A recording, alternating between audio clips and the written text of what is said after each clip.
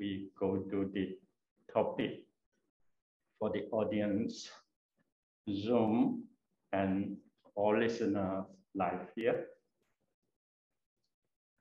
Today, my talk is the great diligence with right effort.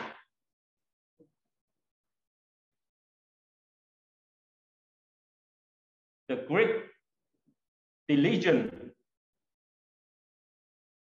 is a term in very profound meanings in Buddhist study. Great diligence, it means diligence is an effort, but effort to have good result, we call that right effort. The whole life need to pushing by this effort in order that you can success, come to certain processing to the goal. So for me, diligence is the root of trainer who want to train himself to achieve something. Without diligence, it means the determination you have made not going to have power support to push it. So determined is someone who want to do something, who want to, educate and study something. He will, I determined to do, but later on he give up. Why give up? Because of diligence and right effort is not there anymore. He forgot.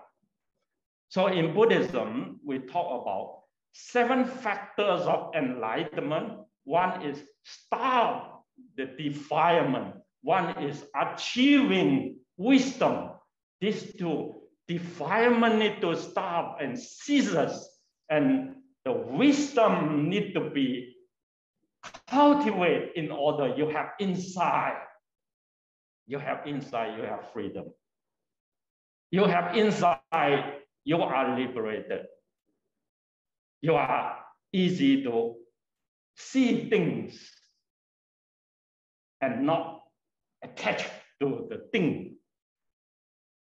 Life, from time to time, no matter what, you need to let go. Even though someone will put it into the shoulder of your responsible. When time comes, you need to let go because life is getting processed into aging, illness, and facing the hospital or dying. Like us here, all we need to cover up from time to time. No matter you see it or you don't see it, but disease is always there. So Buddhism talk about disease is not only the physical phenomena have disease from exterior to the physical and destroy these elements, but disease for the mind is very, very difficult to see if you lost your reflection energy.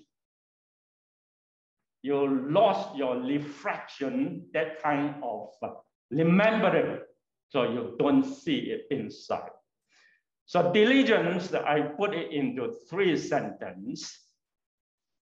The first sentence, you can see it, hard working on processing, cultivate wholesomeness and eradicate unwholesomeness. Eradications of defilements and purification. This is the whole picture. In Buddhism, talk about diligence, especially the mental part. Someone said that Buddhism is mental science. I don't feel different.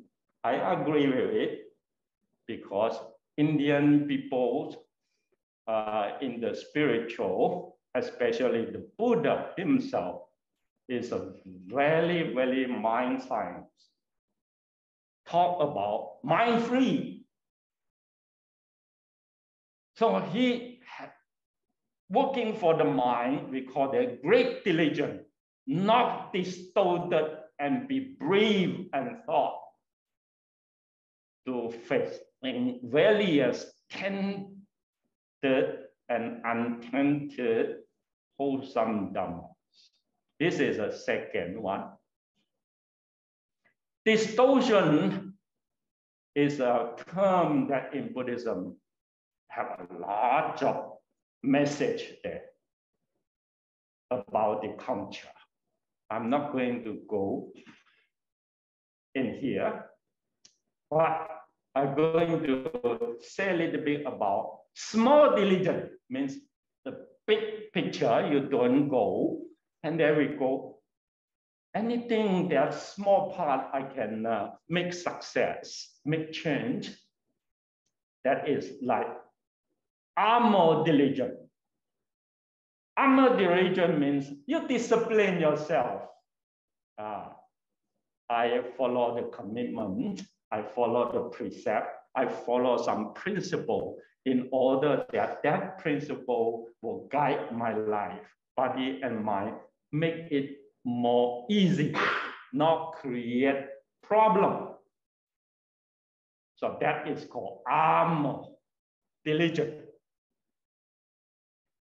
So armor diligence is not easy like us in America.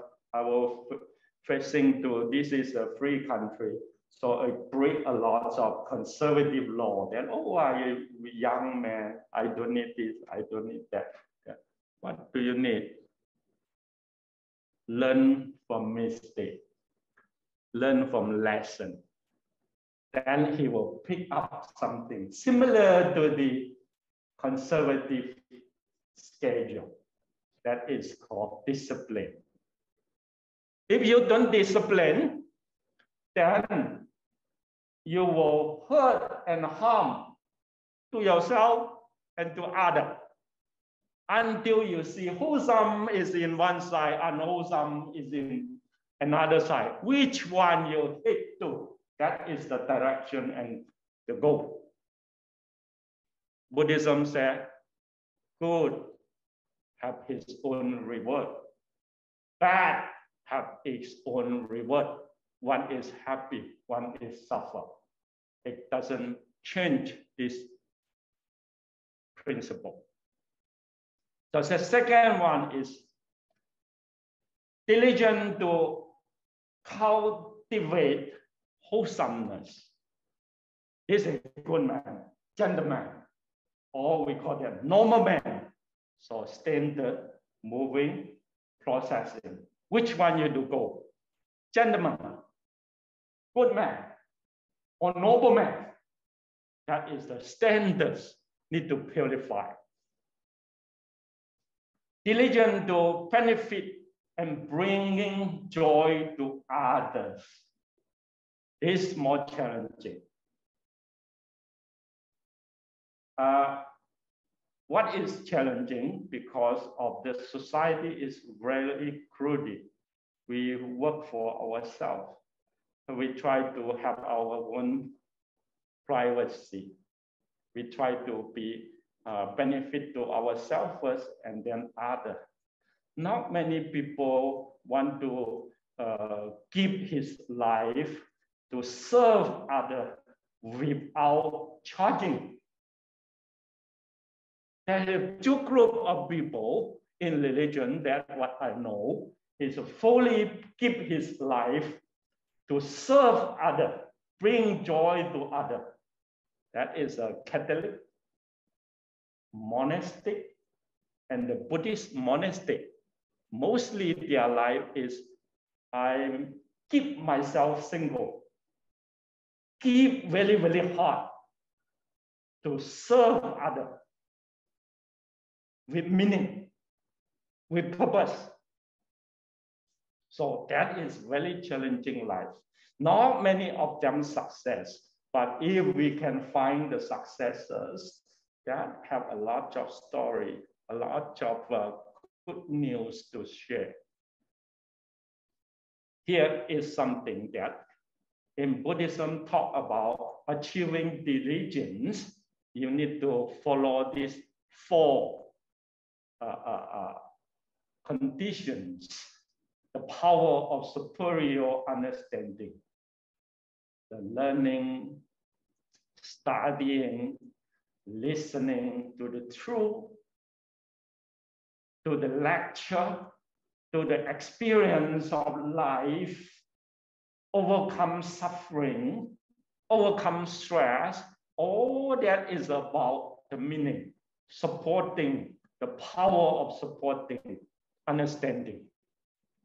To enlighten you, in order that you determine how to put your life into beneficial to yourself and others. The second is the power of strong will, meditation. Meditation makes yourself alert and unshakable strong, in order that even though all the disturbances from the sensual, the disturbance from the memory, you can avoid it because you master the skill.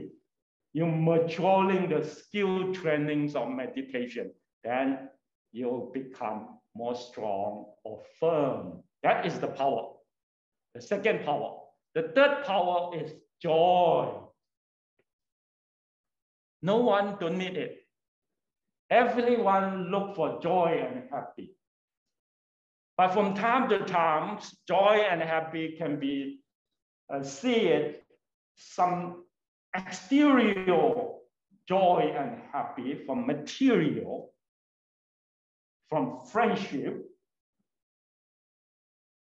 Not much we can know about.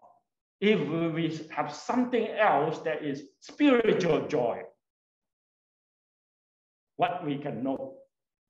For us, some joy will come from serenity, means from quietness, from seclusion, and from silence. That kind of joy need to be cultivated. If you don't have the mind silent, mind is keep on talkative, I don't think from exterior joyful become powerful, overcome problem.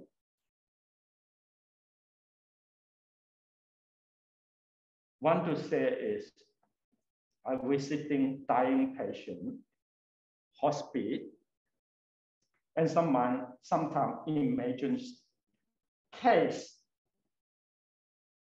So you can see the life quality of the patient.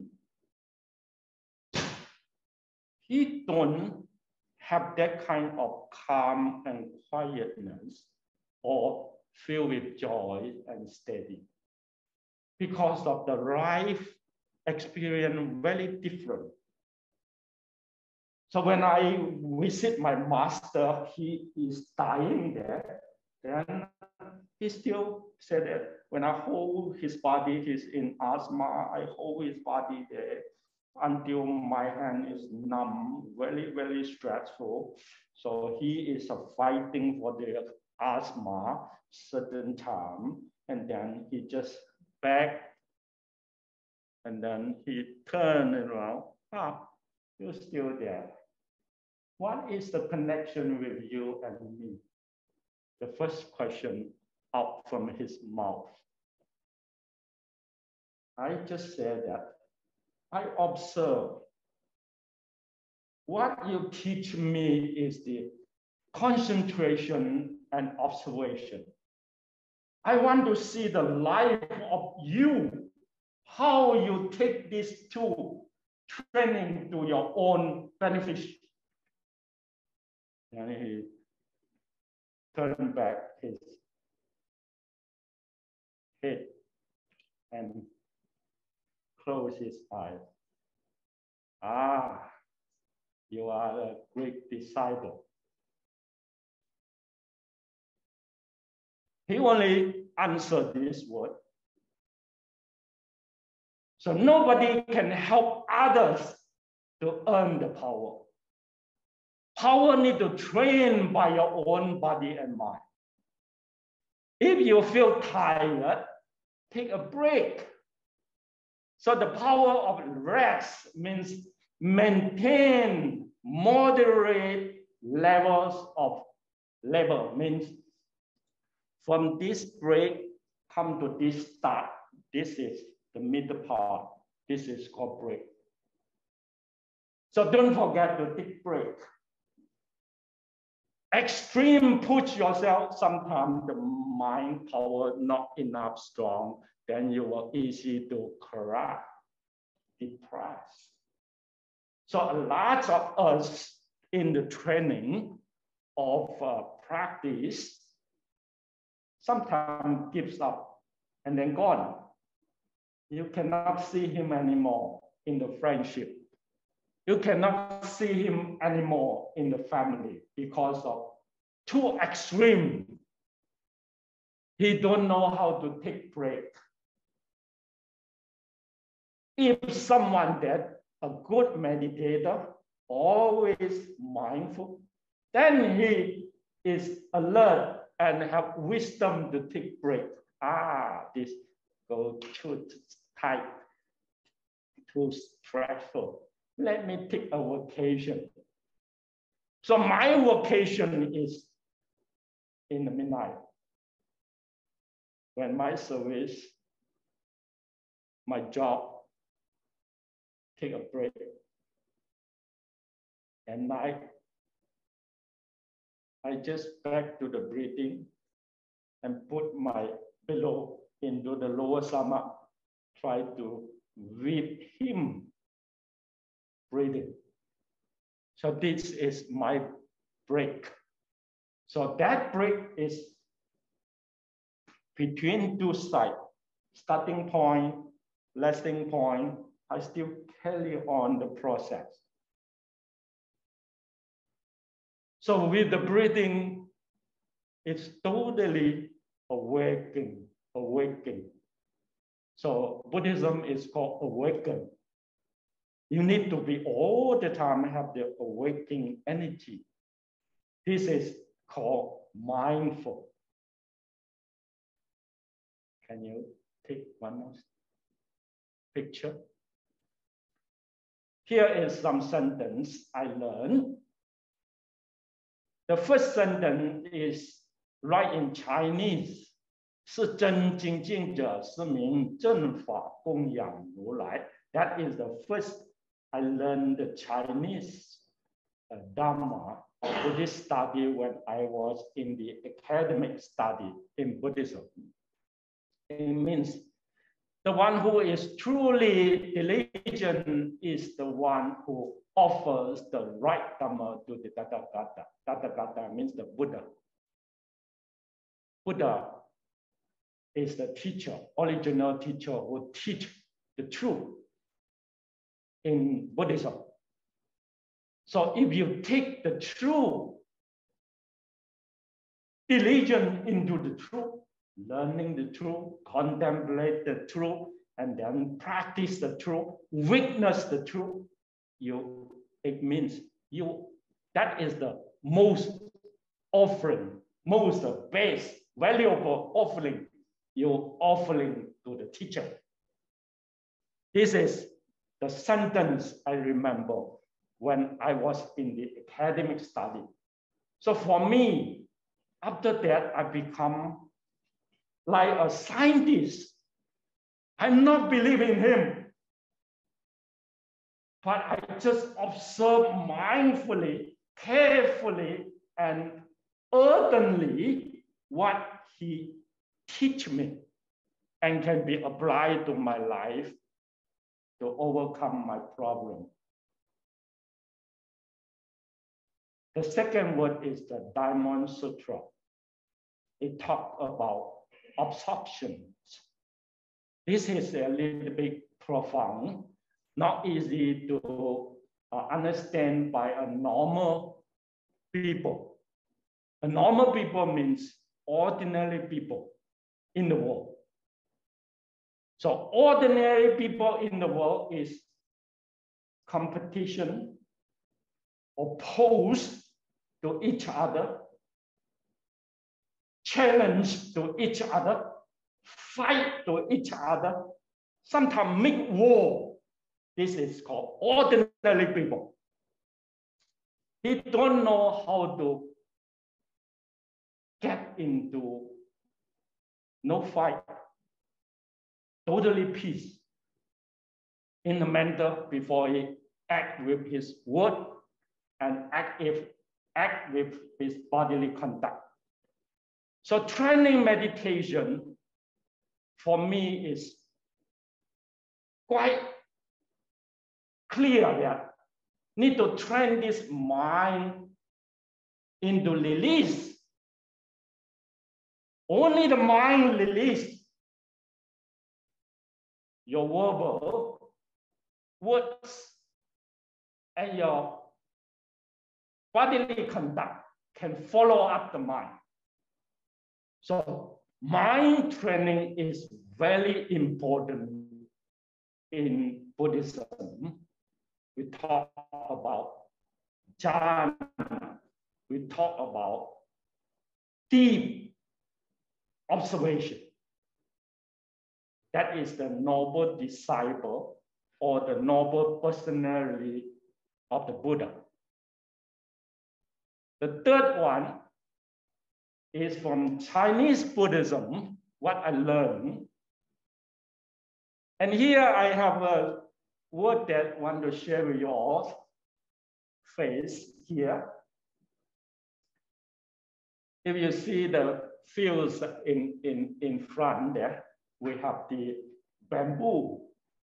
All the bamboos grow there very well. I love bamboo.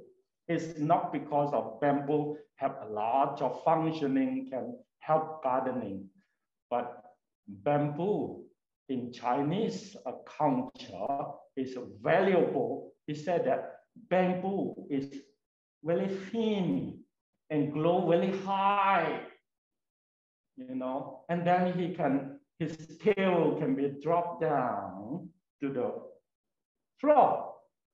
Means he's very soft. This is called bamboo. It means that if someone have the quality of bamboo, means his steadiness and the softness of this emotion part is very strong, then you can become a great man. A great man is always not proud himself like that, upright himself, is lower his body to help the poor, to help the sick, to help the one who really not have ability to move forward. He can give them a hand, give them a support from the back, guide him from the front, and share with him equally, parallelly move forward. No matter in the height of the battlefield, the water is balanced in the highland. If the battlefield is low, the water is level in the lower land. That is called level and balance. The life of us in the society, we need that kind of balance, like the water level. If you don't put your emotion in that very level, soft, then easy to crash. Like us in today's world, lots of world great leaders always crash to each other, like what I said. They don't know how to really make peace as a human world. We need harmony, togetherness, and Even though you walk forward, I can push you at the back. I don't care too much about my own, what I grabbing. I can let go of this grabbing. That kind of quality of life, right now, the world leader really need it. Otherwise, we can solve the problem of this planet because of global warming, because of a lot of conflict made by human beings.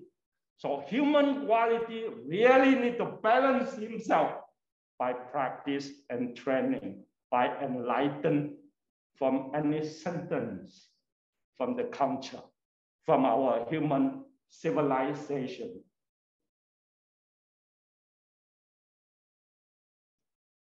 One sentence or one word make you enlightened, then you are lifeful.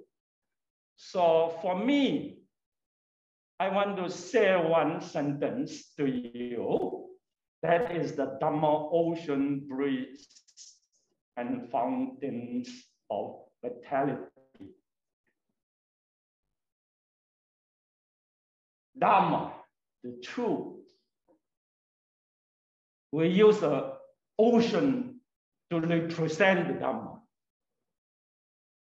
When you see the ocean, big fish, small fish, shrimp, and other creatures, all is life. They don't have any dead body, can be always existent in the sea because the sea not accepting dead body. That body is who practice the Dharma, who practice the truth, and he have a lot of defilement in the mind that make himself see things narrow and see things very different, extreme. So he will make trouble to himself and to others by the 5 hindrances: greed, anger,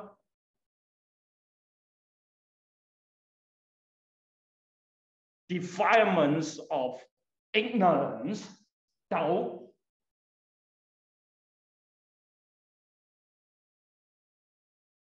So all these, from time to time, in his mind rising and ceasing, make his processing at that defilement. That is called dead body. So life in the Dharma means no matter you are a great man or you're a small man, you serve yourself or you serve others, remember, practice is very important to the life itself. Only connected with the practice, you are lifeful. So the practice is called 4 foundations of mindfulness. The Buddha said that, oh, you don't have to know a lot if you don't go to mission preaching and help others to learn. You only learn 4 foundations of mindfulness. That already directly straightforward to the practice. So if you're not remembering it, it's just like you're forgetting the original intention. In Buddhism, we don't have a power in the faith, but they have the power in the training. Training needs to use your mind and body as the base condition. So mind-body's quality become very important. That is how the life is called right effort. So here is the Chinese word, almost done on my dog. So that this is the right effort. We call that 4 right effort.